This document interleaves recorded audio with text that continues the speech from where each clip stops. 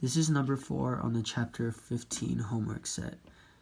So in this problem, there's a positive charge right here, and there's 3 negative charges on the corner of this box.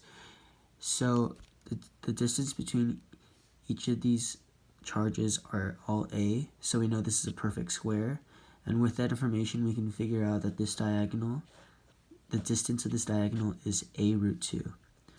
Okay, so in this diagram, I drew the direction of the forces. So this is the force vector for force. I called it force 1. The diagonal force was force 2, and this horizontal force is force 3. And we know that this is a 45-degree angle. And so this is the basic equation for the electrostatic force. And we know that using this equation, we know that force 1 is equal to kq squared over a squared, because a is our radius. And so the same is true for our force 3. And for force 2, our radius is a root 2, so our force is kq squared over 2a squared. So I tried to find the sum of the forces in the x direction first. So I added F3 plus the F2 times the cosine of 45 degrees to find the horizontal part for F2. And when I did that, I got, so it's kq squared over a squared, which is F3, plus F2 cosine 45, and cosine 45 is 0.707. And then I divided 0.707 by 2 to just get kq squared plus a squared as a common factor for both of them. And that was, so it was kq squared over a squared plus kq squared over a squared times 0.35. And this is basically this setup plus 1, so, or times 1. So this would equal kq squared over a squared times 1.35. And for the sum of forces in the y direction, I added force 1 plus force 2 sine 45.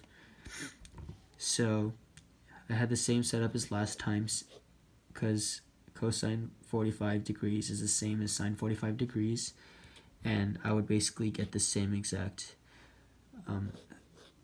answer for the force.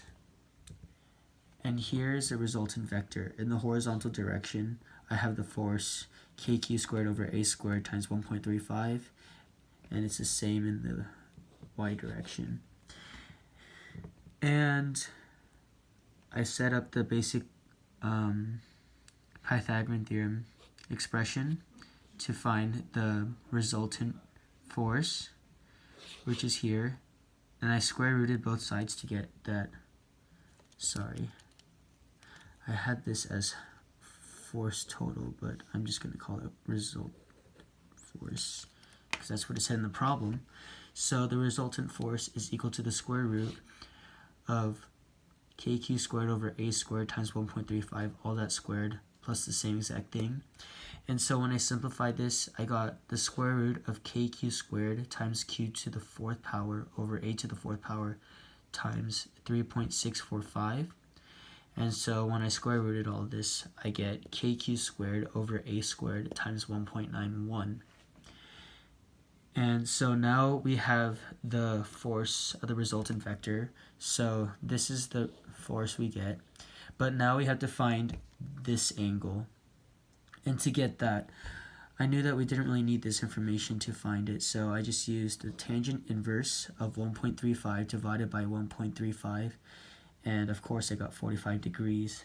So the answer to this problem is kq squared over a squared times 1.91, and it's 45 degrees above the positive x-axis.